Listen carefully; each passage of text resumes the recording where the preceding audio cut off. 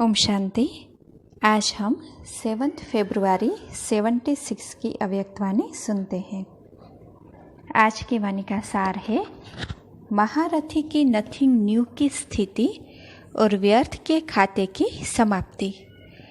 बाप दादा के सहयोगी ने अथक सेवाधारी विश्व कल्याणी दीदी जी से मुलाकात करते हुए शिव बाबा बोले, महारथियों के महान स्थिति के विशेष निशानी जिससे स्पष्ट हो जाए कि यह महारथीपन का पुरुषार्थ है, वह क्या होगी। एक तो महान पुरुषार्थी अर्थात महारथी जो भी दृश्य देखेंगे वह समझेंगे ड्रामा प्लेन अनुसार अनेक बार का अब फिर से रिपीट हो रहा है। वह नथिंग न्यू लगेगा, कोई नई बात का अनुभव नहीं होगा जिसमें क्यों और क्या का क्वेश्चन उठे। और दूसरा, ऐसे अनुभव होगा जैसे प्रैक्टिकल में स्मृति स्वरूप में अनेक बार देखी हुई सीन अब सिर्फ निमित्त मात्र रिपीट कर रहे हैं। कोई नई बात नहीं कर रहे हैं, लेकिन रिपीट कर रहे हैं। स्मृति लानी नहीं पड़ेगी। कल्प पहले जो हुआ था वही अब हो रहा है, लेकिन जैसे एक सेकंड के बीते हुई बात बहुत स्पष्ट रूप से स्मृति में रहती है, वैसे वह कल्प पहले की बीती हुई सीन ऐसे ही स्मृति में होगी जैसे कि एक सेकंड पहले बीती हुई सीन स्मृति में रहती है। क्योंकि एक साक्षीपन, दूसरा त्रिकालदर्शी, यह दोनों स्टेज महारथियों की होने के कारण कल्प पहले की स्मृति बिल्कुल फ्रेश व ताजी रहेगी। इसीलिए नथिंग न्यू। और दूसरा क्या होगा, कोई भी कितनी भी विकराल रूप की परिस्थिति हो या बड़े रूप की समस्या हो, लेकिन अपनी स्टेज ऊंची होने के कारण वह बिल्कुल छोटी लगेगी। बड़ी बात अनुभव नहीं होगी और न विकराल अनुभव होगी। जैसे ऊंची पहाड़ी पर खड़े होकर नीचे की कोई भी चीज़ को देखो तो बड़ी चीज़ भी छोटी नज़र आती है ना। बड़े से बड़ा कारखाना भी एक मॉडल रूप सा दिखाई पड़ता है। इसी रीति महारथी के महान पुरुषार्थ के सामने उससे कोई भी बड़ी बात बड़ी अनुभव नहीं होगी। तो महावीर अर्थात महारथी के महान पुरुषार्थ की यह दो निशानियां हैं, जिसको दूसरे शब्दों में कहा जाता है सूली काटा अनुभव होगी।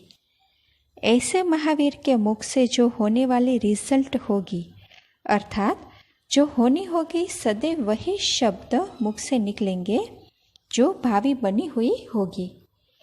इसको ही सिद्धि स्वरूप कहा जाता है। जो बोल निकलेगा, जो कर्म होगा, वह सिद्ध होने वाले होंगे, व्यर्थ नहीं होंगे। महारथी की निशानी है, विकर्म का खाता तो समाप्त होता ही है, लेकिन व्यर्थ का खाता भी समाप्त। मास्टर सर्वशक्तिवान है ना, तो मास्टर सर्वशक्तिवान की स्टेज का प्रैक्टिकल स्वरूप विकर्मों के खाते के साथ साथ व्यर्थ का खाता भी समाप्त होगा। यह है महारथियों के पुरुषार्थ की निशानी। नज़र से निहाल करने की सर्विस शुरू की है। एक है महादानी, दूसरे है वरदानी और तीसरे है विश्व कल्याणी। तो यह तीनों ही विशेषताएं एक ही में है या कोई विशेषता किसी में है और कोई किसी में है। किसी का वरदानी रूप का पूजन है, किसी का विश्व कल्याणी के रूप में पूजन है। पूजन में अथवा गायन में भी तो फर्क क्यों है। होंगे तीनों ही, लेकिन परसेंटेज में फर्क होगा। कोई में किसी बात की, अन्य कोई में किसी बात की परसेंटेज कम अथवा ज़्यादा होगी। एक है कर्मों की गति, दूसरी है प्रारब्ध की गति और तीसरी फिर है गायन और पूजन की गति। जैसे कर्मों की गति गुह्य है, वैसे इन दोनों की गति भी गुह्य है।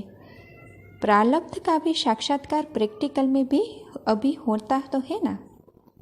कौन क्या बनेगा और क्यों बनेगा, किस आधार से बनेगा, यह सब स्पष्ट होगा।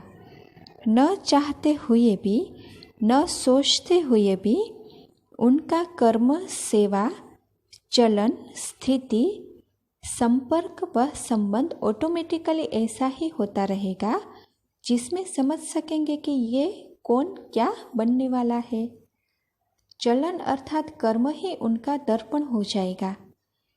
कर्म में और दर्पण में हर एक का स्पष्ट साक्षात्कार होता रहेगा। अच्छा, अब इस वाणी का मूल तत्व सुनते हैं। पहली पॉइंट, जैसे ऊंची पहाड़ी पर खड़े होकर नीचे की कोई भी चीज़ को देखो तो बड़ी चीज़ भी छोटी नजर आती है, इसी प्रकार महारथी के महान पुरुषार्थ के सामने कोई भी बात बड़ी अनुभव नहीं होगी, अर्थात सूली कांटा अनुभव होगी। दूसरी पॉइंट, मास्टर सर्वशक्तिवान की स्टेज का प्रैक्टिकल स्वरूप विकर्मों के खाते के साथ साथ व्यर्थ का खाता भी समाप्त होगा। तीसरी पॉइंट, महारथी की मुख्य निशानी उसे कोई भी बात नई नहीं लगेगी। जैसे 1 सेकंड की बीती हुई बात बहुत स्पष्ट रूप से स्मृति में रहती है, वैसे कल्प पहले की बीती हुई सीन भी स्मृति में होगी, क्योंकि महारथी एक तो साक्षी होगा और दूसरा त्रिकालदर्शी होगा। अच्छा, ओम शांति।